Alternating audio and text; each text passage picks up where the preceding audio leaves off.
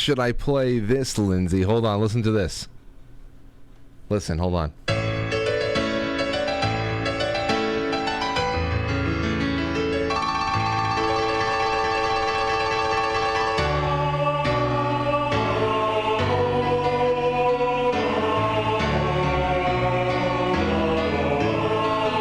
You know what this is? I can't hear anything. Oh, you can't hear anything? No, I don't know why. You should be able to. You can hear my voice? I'm not going to be surprised as we were talking of Mercury retrograde. Like, I don't know what's happening. Does everybody at home? Does everybody at home hear it though?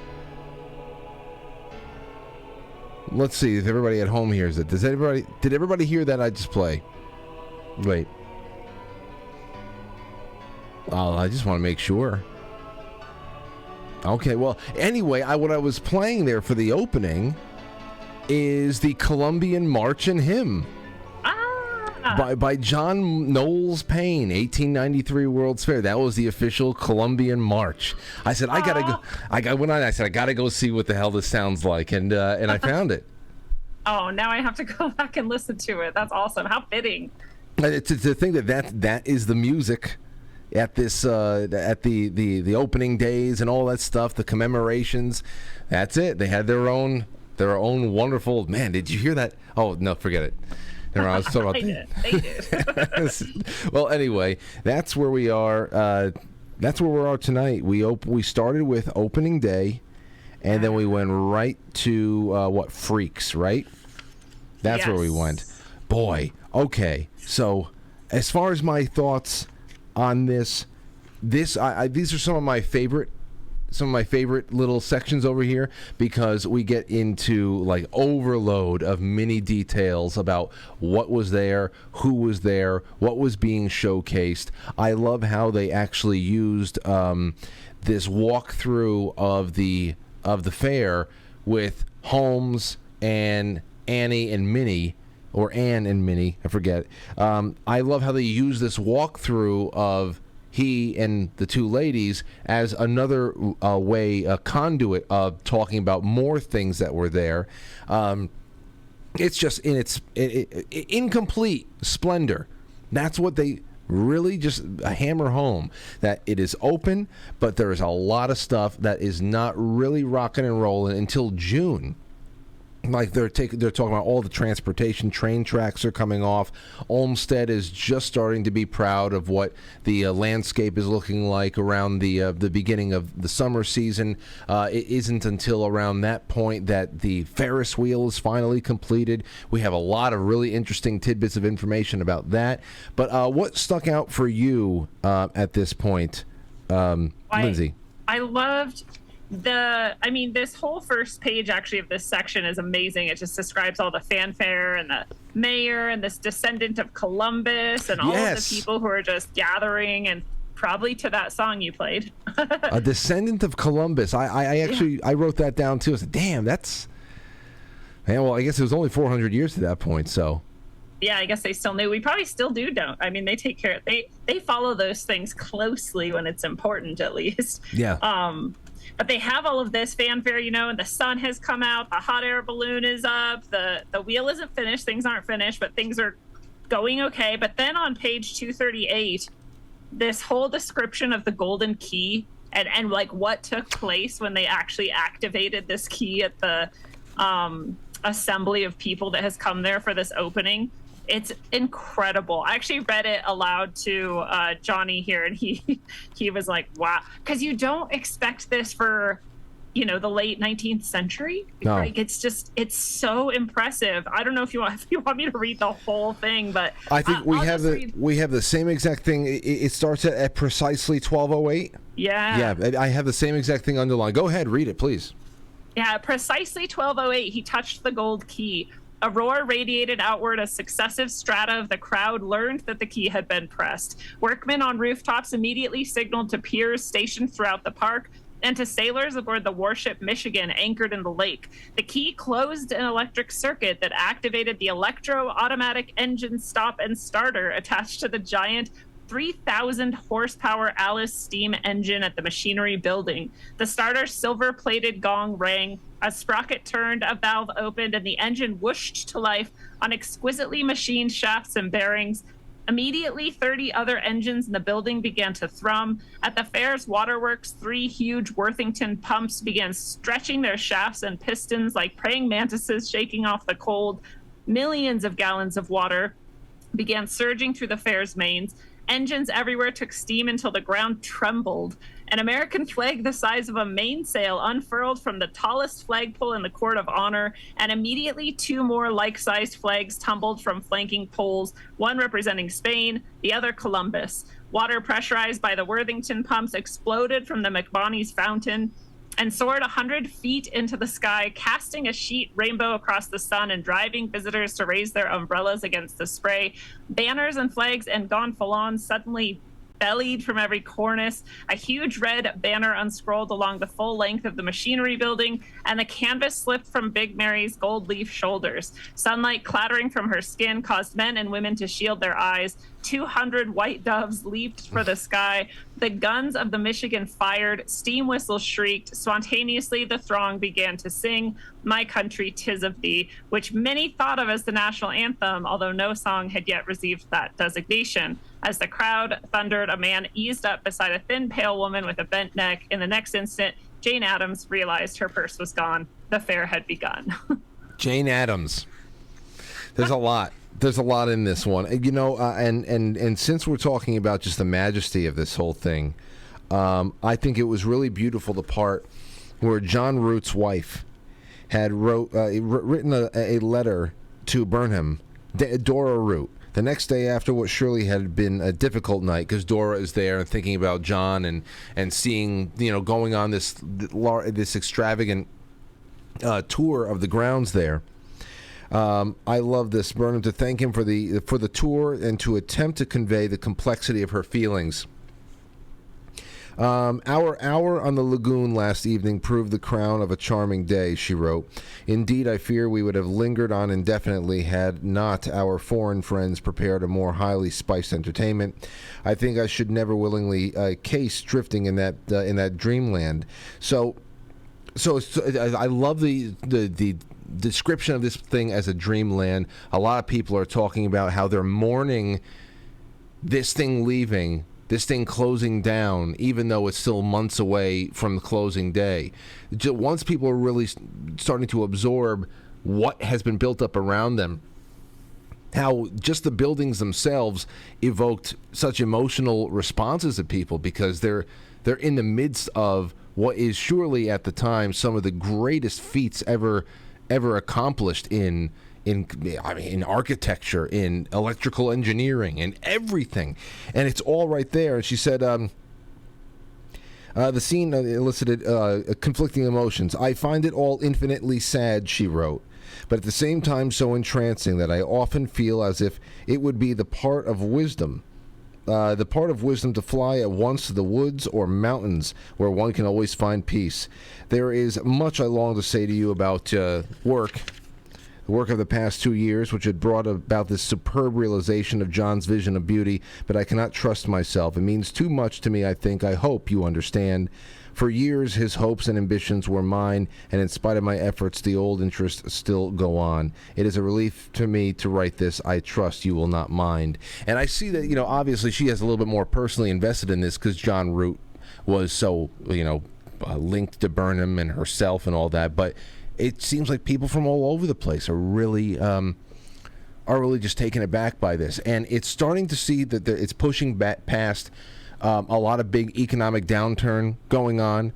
There was concerns from people like Olmsted about how just everyday people from the Midwest would show up, and how would they react when they see the price of food and everything else, and what's going to happen here.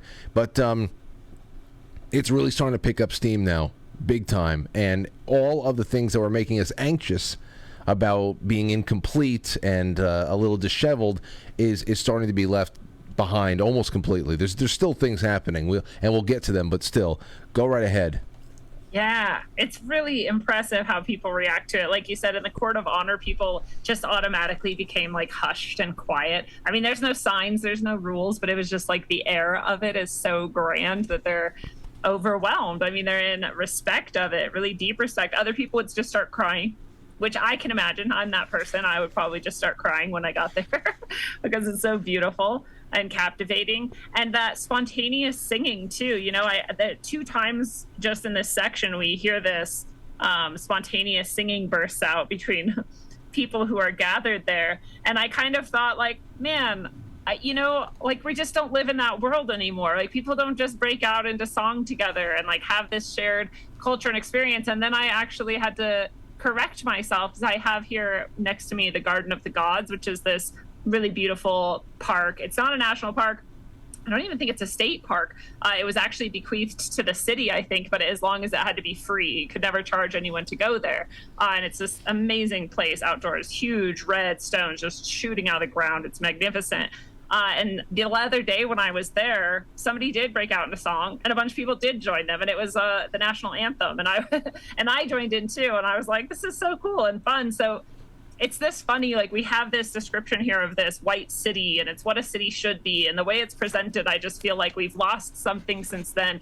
And at the same time, maybe I'm wrong, maybe I'm just looking the wrong direction and getting distracted by the chaos that is being orchestrated around us, you know, but like the people still have maybe some of this self-respect and shared culture and whatnot. I hope so. I like to think that way, because when I started reading that one section about how people were showing up in their Sunday best, I said to myself, no one's doing that now. I'm pretty sure we would see quite a few Crocs walking around at the White City these days, and I think that is what is so splendid about the imagery in our heads, and what has actually been captured in great detail on film, because what you and I thought was a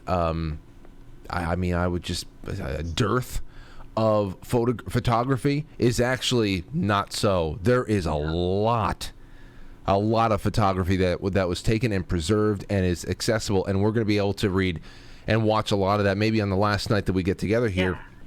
And the artists' renderings of things too. They're not photographs, but they may as well be almost. They're so detailed in that document that you shared with me as well, right? So we have that too.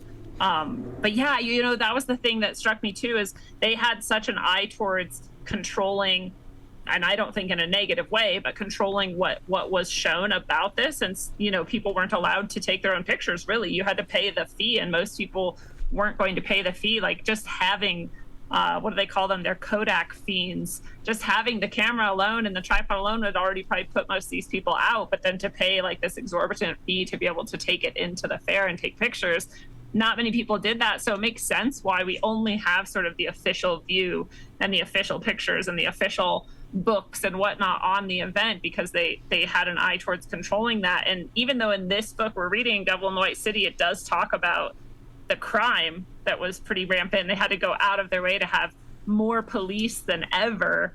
I don't think any of that's going to be in those books or those pictures, right? They're going to make sure it's a much better picture than that's painted for people who are looking back on it. So there's some of that too. I don't know where I was going with that, except that I guess, you know, the vision we have of this is probably a little bit skewed. How many people went missing? How many people got their purse snatched? Like, how much of it was kind of Walmart trashy? Well, we have a pretty good, well, I get, like you said, it's the accounting that was made public.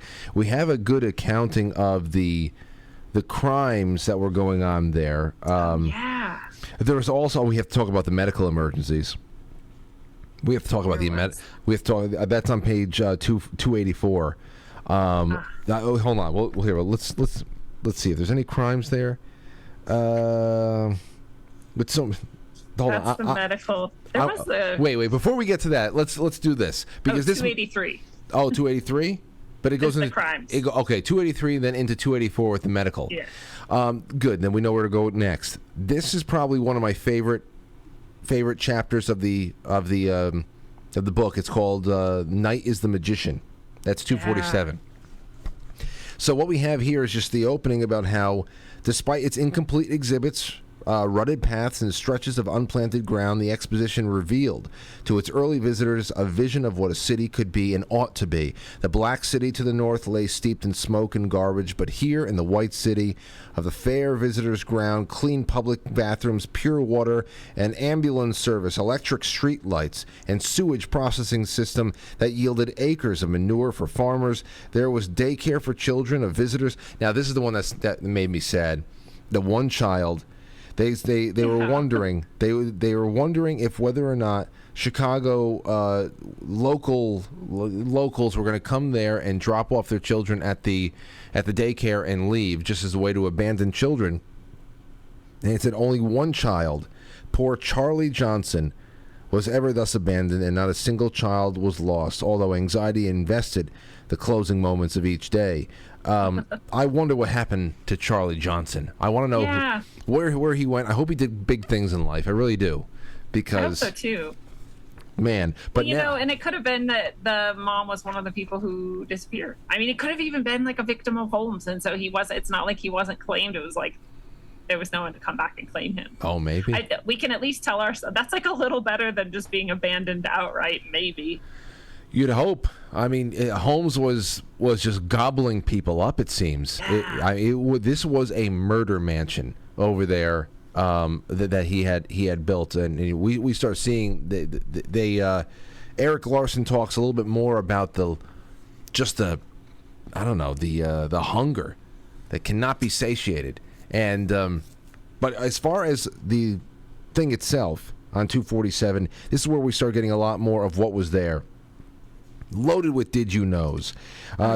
People heard live music played by an orchestra in New York, transmitted to the fair by long distance telephone.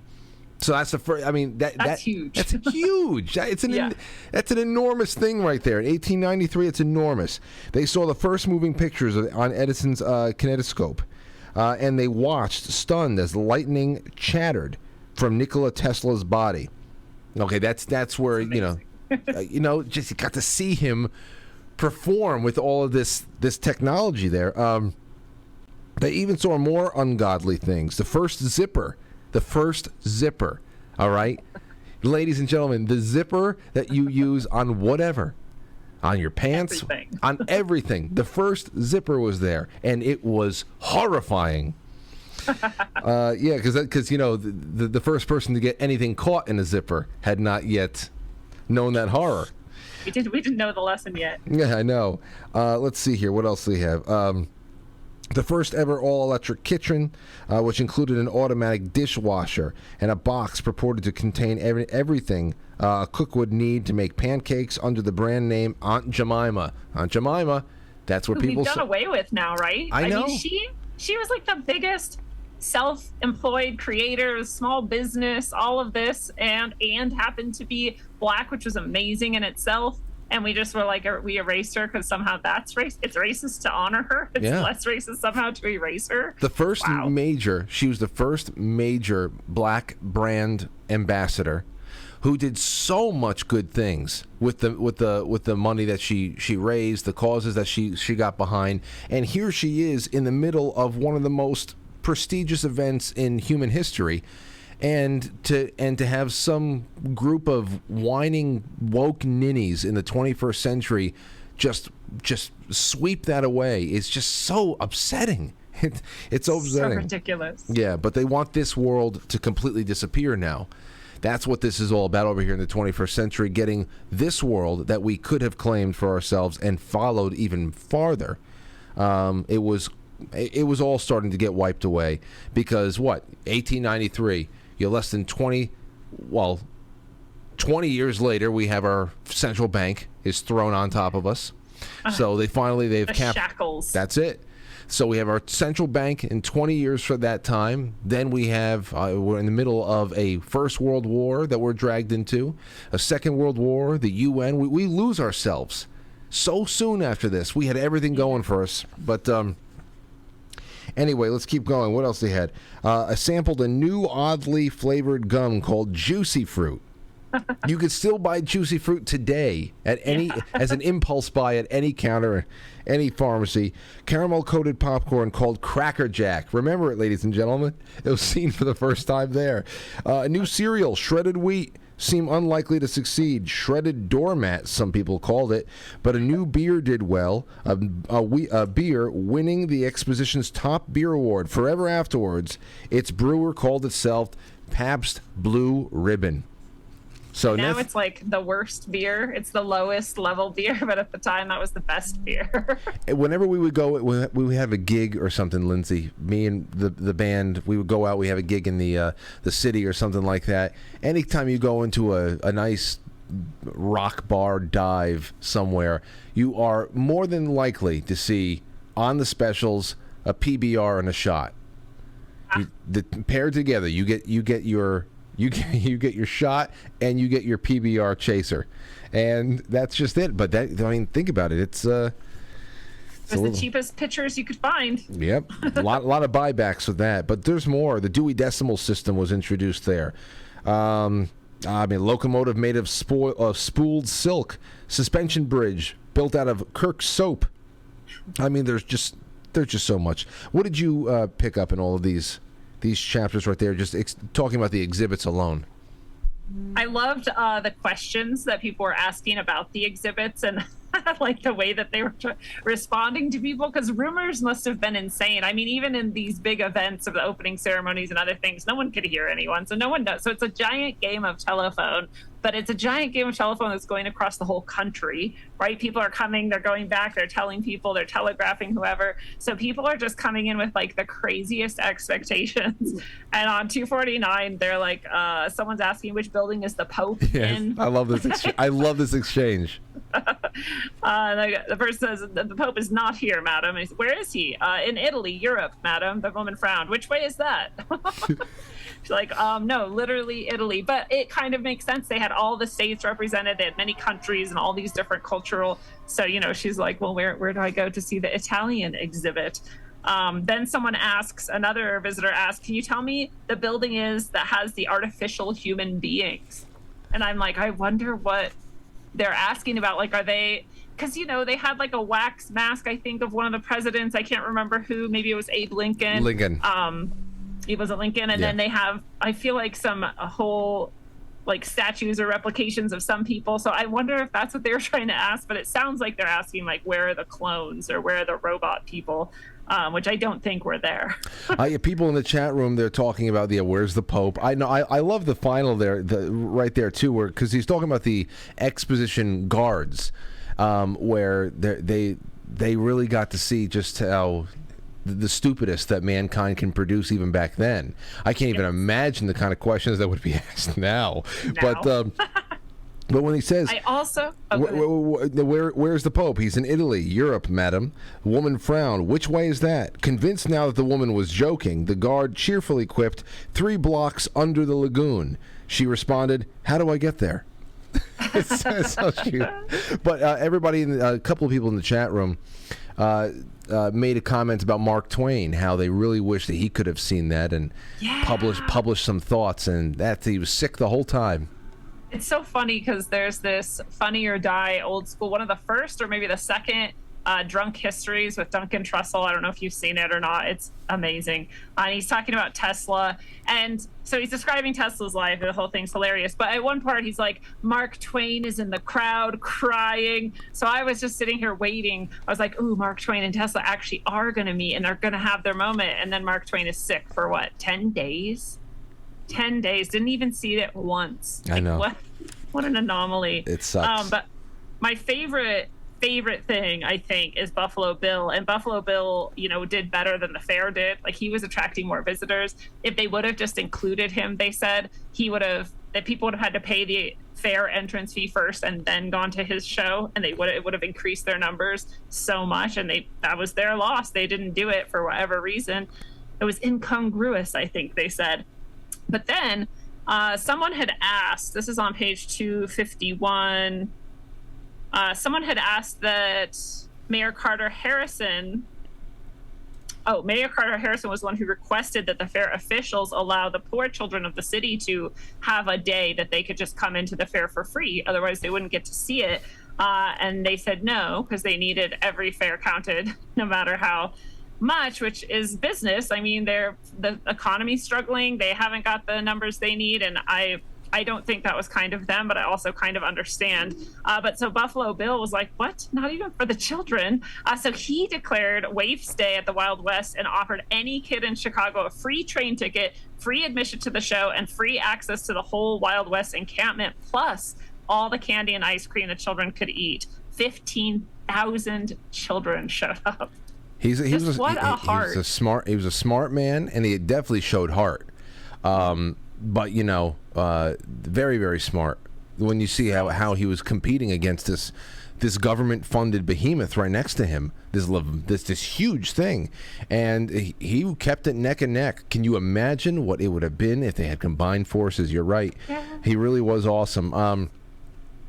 I also really enjoyed the description of the fair at night, because some of the more seductive pictures of the fair that are more widely circulated on the internet is of that amazing glow.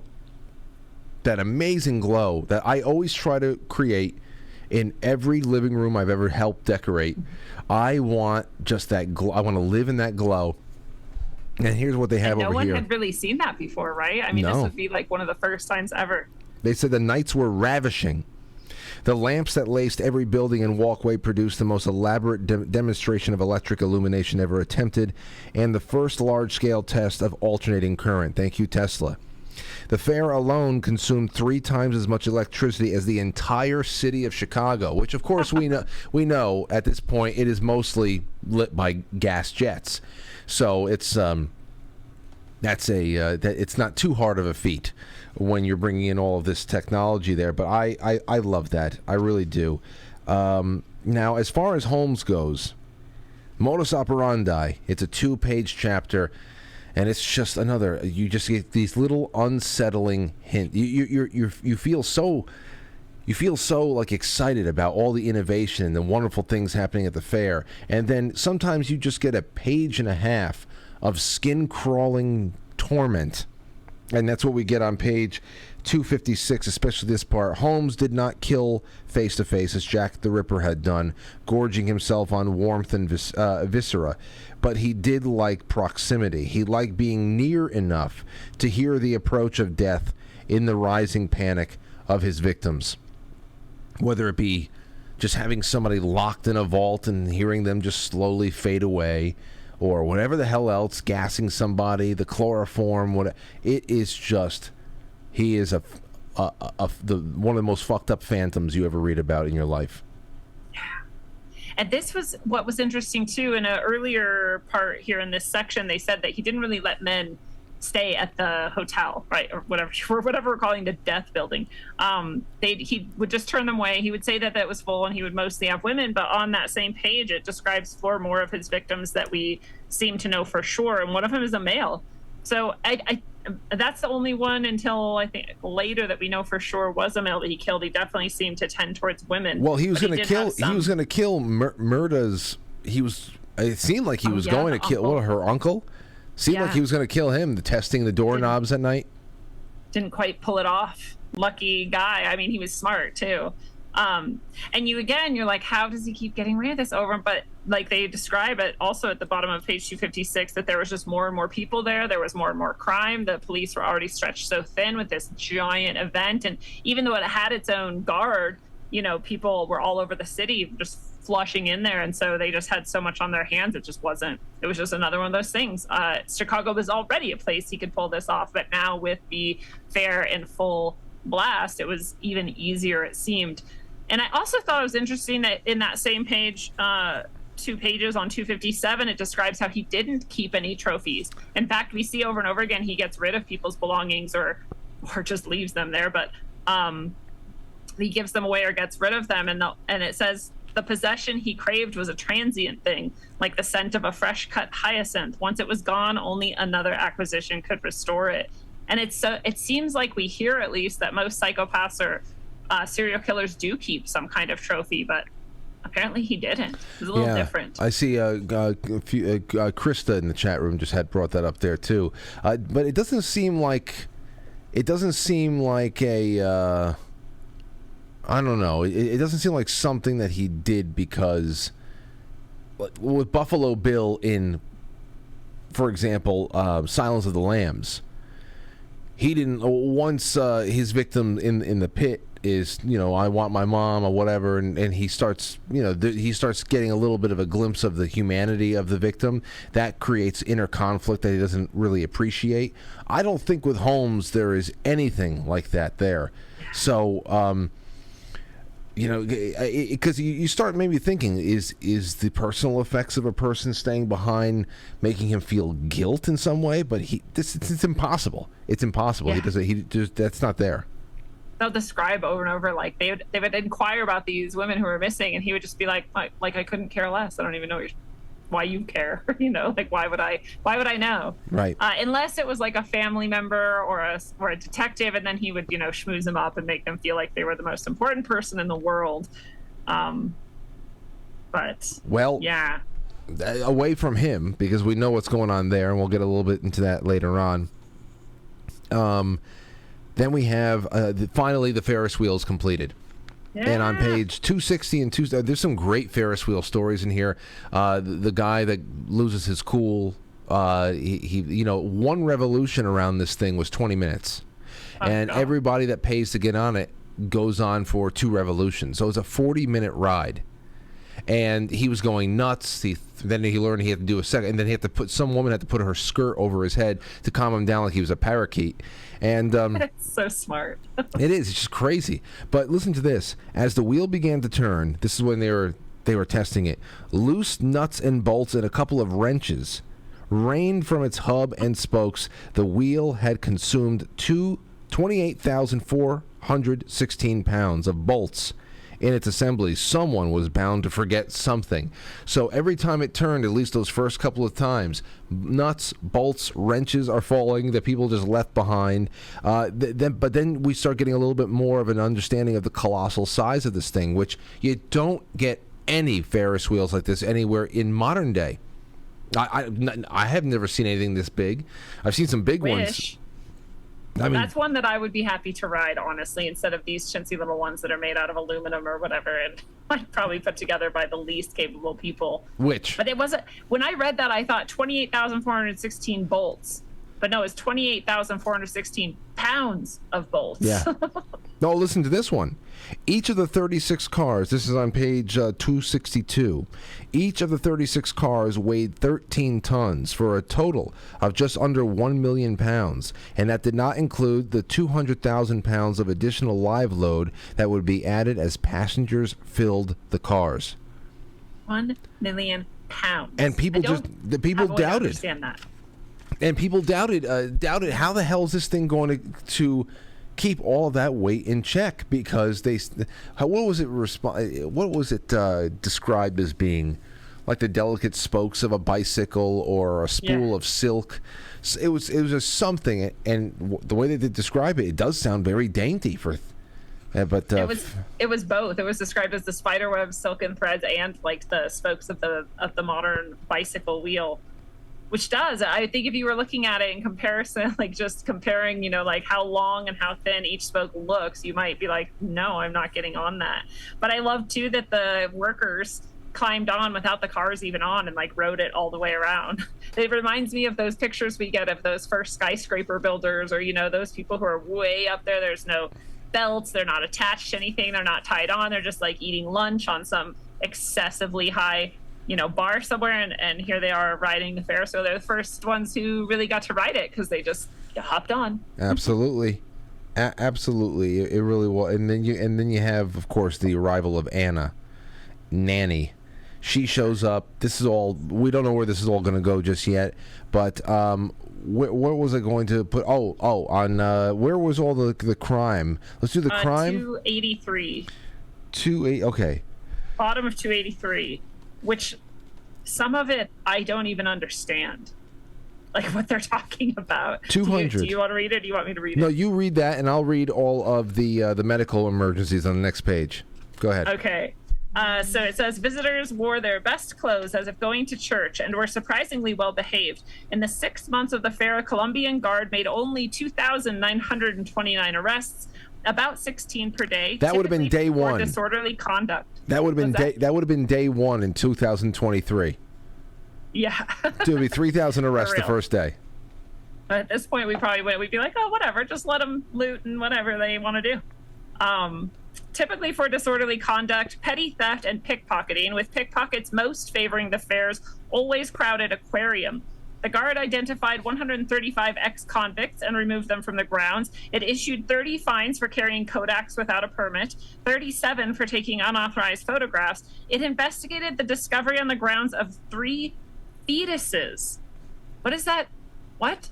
I honestly don't understand. So people left behind three fetuses. Did they give birth to 3 children and left them behind? Did they give birth and then just left the?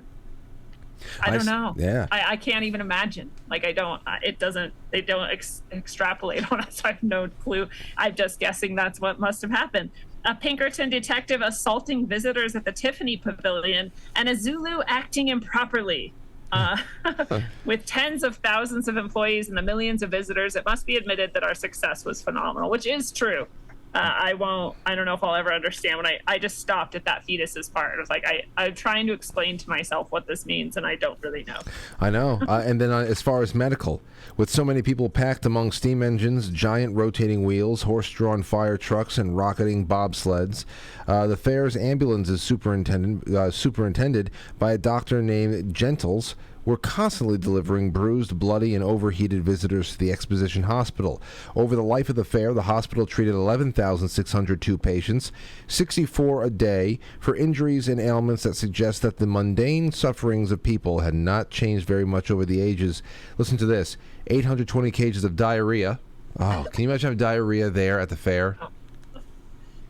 Constipation, hemorrhoids, indigestion. It's all stomach shit. Yeah.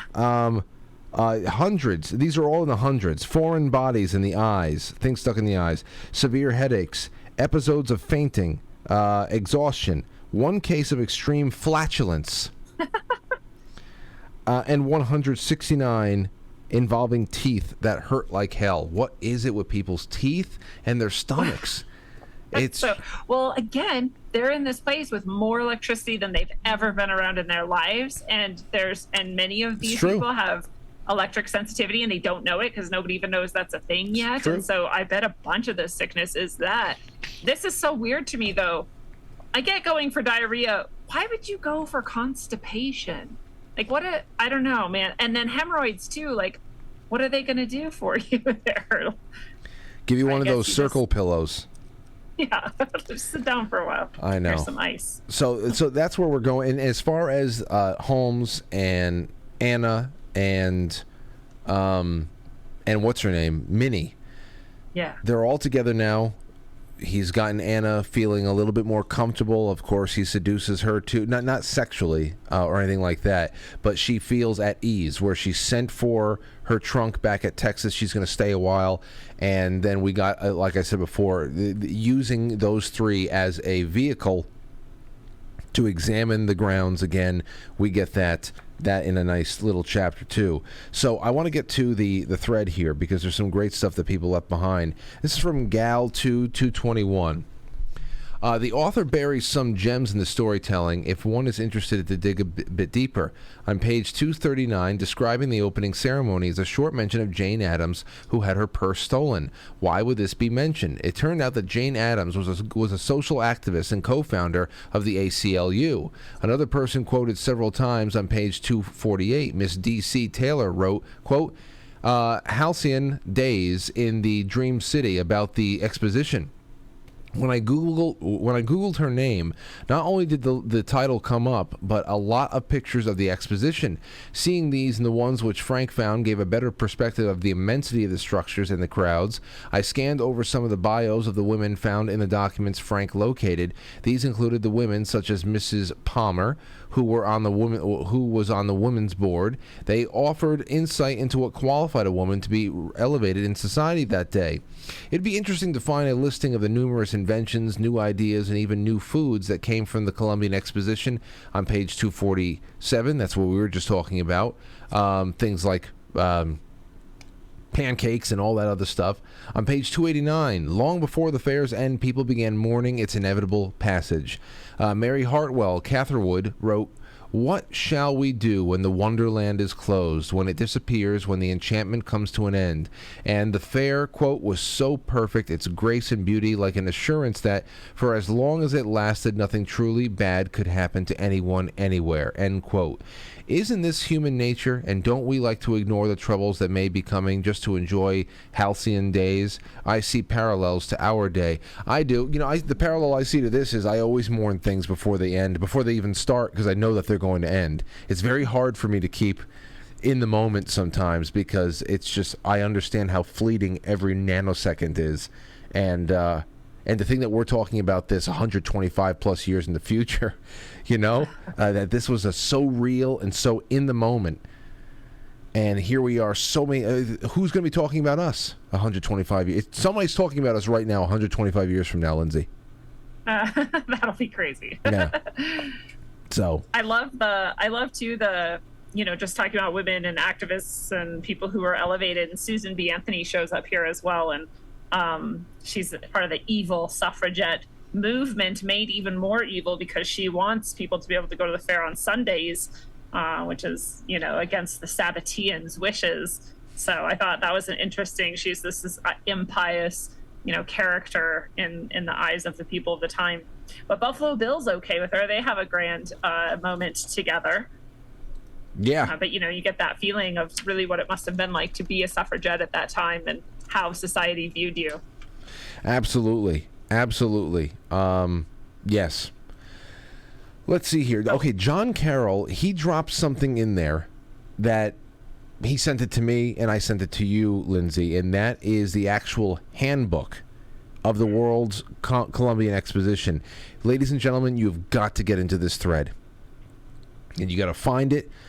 This is just a great thing. What he said, on page 266, there's a reference to the Rand McNally and Company handbook to the World's Columbian Exposition. Well, I went and I found it, PDF of the handbook. It is incredible. Let me see if I can get it up on screen capture here. Hold on, and boom. So this is what you get. Oh, hold on. This is what you get inside. It looks like it's scanned, really. Let's just go into the middle of it. What do we have? Oh, wow. I mean, this is here at the agricultural building. I'm on page 102 of 224. You get everything. Everything. Look at this wonderful stuff here. Hold on, let me get Lindsay up on screen with me, too. Yeah. The fisheries building. All of these sketches, and then just really detailed write-ups of what has gone into it, the history, what it's alluding to, and background. It's and of course probably all the most not woke thing you'll ever hear.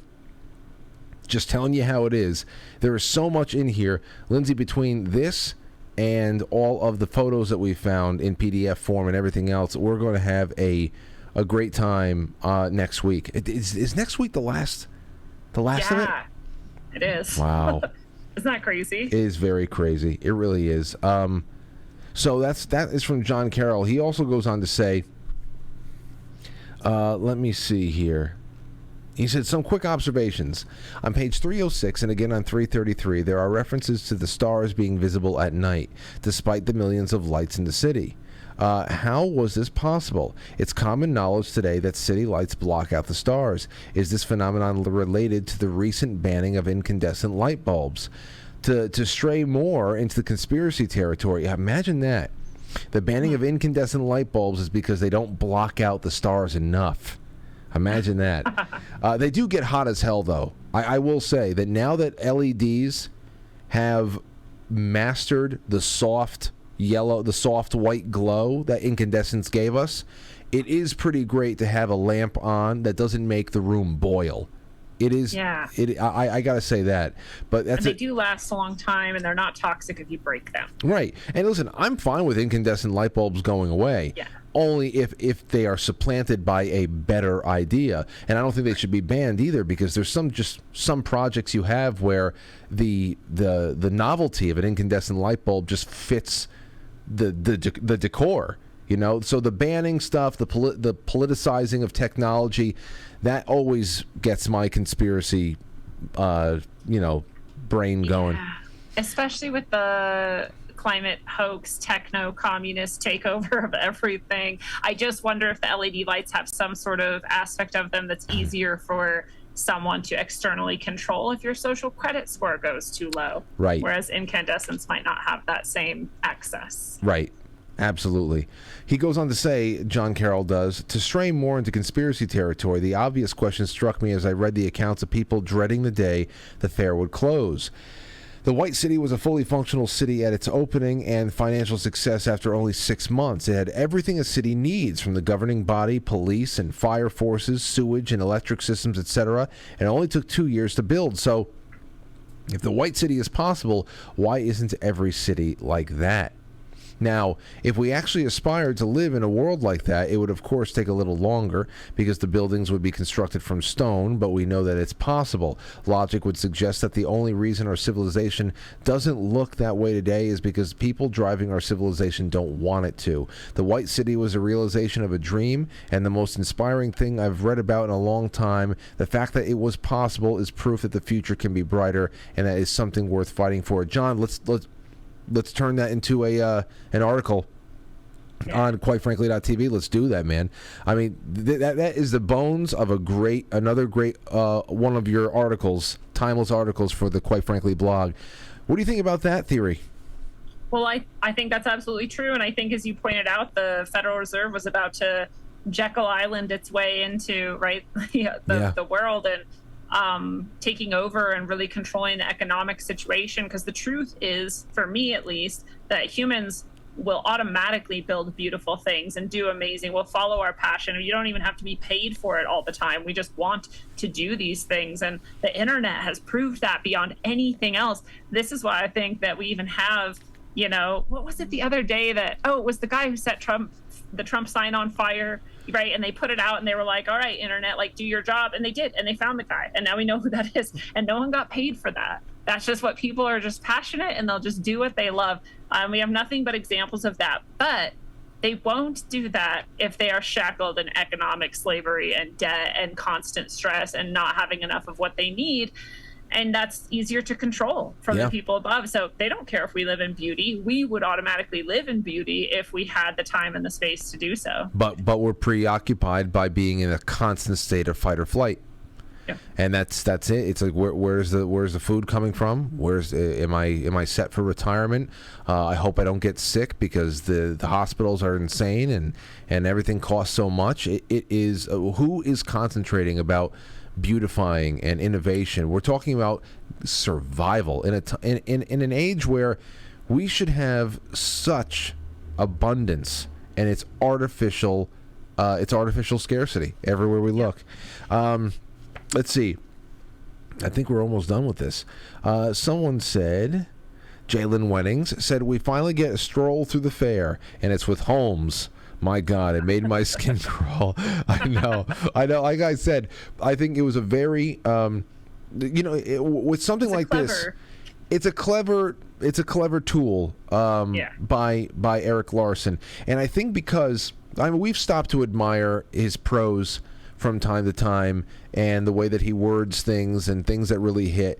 But this is not your average novel. It is really it's nonfiction, and it's almost like reading a history book, but it doesn't have the same boring sting of reading a history book because it's been novelized and you're being brought through. And that's why, oh man, if more books can be like this, think about how easy it would be to learn, because everybody in this book club is coming away with many things that they did not know that they're going to know forever now.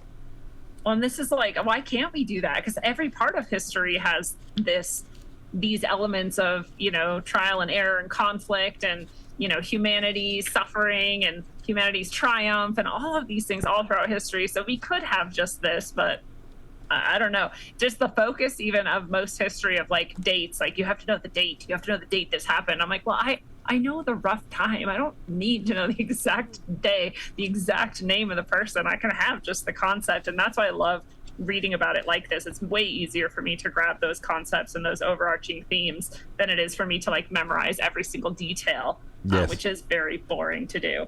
Absolutely. I know what you mean there. I love it. Let's see. We do have some tragedy here at the end as well. Which? With the bobsled tragedy and then the fire that breaks out. Yes.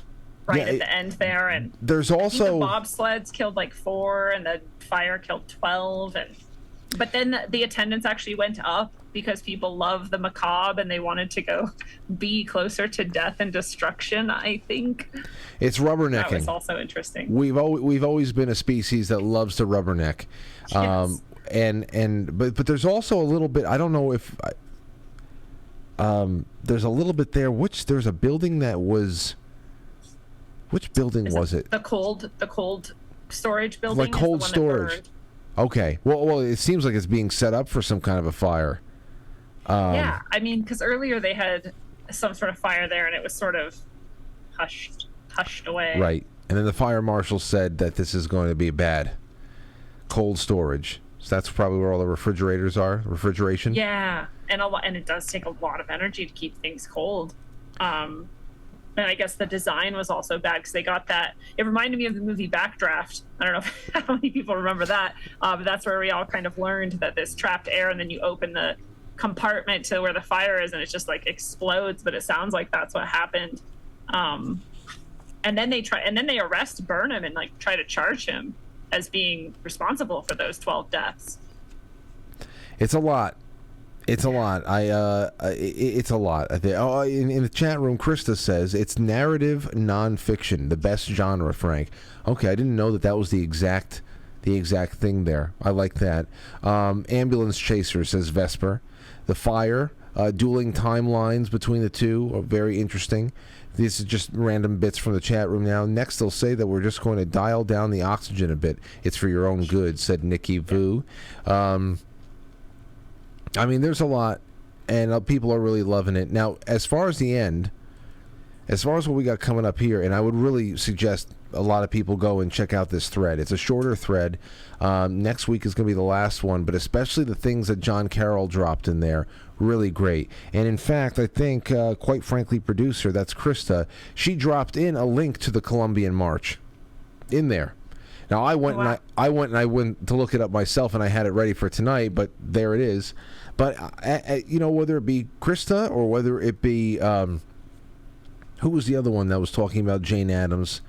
That is a gal, too. That's what I've been hearing from a lot of people. Robert Solario over here as well. I've been hearing from a lot of people. There's just so many little things that is inspiring people to go and do deep digs into all these things that are even just mentioned in a passing moment. There's so much. I would love to talk to, if we can get Eric Larson on with us one day, because we just found out that he is working on a new book to be released next year, so perhaps we can get him for an interview after that. I would just love to talk to him, not only about the fair, maybe he's probably going to want to talk about new things he's doing, but the process of putting this together. This is a dizzying amount of information, and to make it chronological and to make it flow, to make it make sense, I can't even imagine what his workspace looks like. He has like 30 pages at the end of just lists of his sources that he used to inform him for any given chapter. Yeah, the bibliography. That's not even the bibliography. That's just to show you, like, you could go look at these same sources, then reread that chapter, and you'd see, like, oh, okay, yeah, I can see exactly why you pulled this together like this. How can one man... And he also has the bibliography separately. It's just, how can it all be the work of one man? It's just a colossal undertaking, but so was the fair. And whatever. But all right, Lindsey, if you have any closing thoughts, that'd be great. And if if we've wrapped it all up succinctly enough, then by all means let everybody know what you got going on for this week, and we'll reconvene on Tuesday. Well, I do love how he always is so great at his foreshadowing. So you get these hints like there's love in the air, but by the way, some of that love is Harrison and Miss Howard. Harrison is the mayor and his very young Miss Howard, but there's just something about that announcement. It's not out yet. I don't know what's going to happen. And there's also some inclination that Holmes has a new victim coming in, Georgiana Yoke. So we've got this tension building towards whatever that's going to be. But yeah, I'm excited to finish it off next week. And anybody out there can go to rogueways.org to find more from me, or you can stop by rockfin.com/rogueways to see all my live streams and videos. And that's good. If you like also my writing, I've got books, and I write on Substack, rogueways.substack.com. So. And I think that's all of it. I think in all of the episodes that you've been on with me as co-host, Lindsey, I have your link tree included in all of the descriptions. So, and that'll be there in perpetuity once this is all public and stuff like that. So, I from now until next week, ladies and gentlemen, it's been on Wednesdays, but Lindsey's got something going on Wednesday next week, so we're going to do it on Tuesday night next week, and. Thank you all for your flexibility. Yes. No, we're going to do it on Tuesday night next week. Get that done. And that's it. Finish the book. Those are the chapter assignments for the rest of this week into next. Finish the book, and we will come and give us our thoughts. And because now we're going to find out about how Holmes was caught, what happens then, how he manages his public persona toward the end of his life. It's all going to be very familiar to how people. It's excruciating. It's excruciating. Okay, but go ahead and finish the book up. We'll see you on Tuesday. And with that, the lava lamps just went off, so it is 9:30. Thank you so much, Lindsey, and take care, everybody else. Thanks, guys. All right.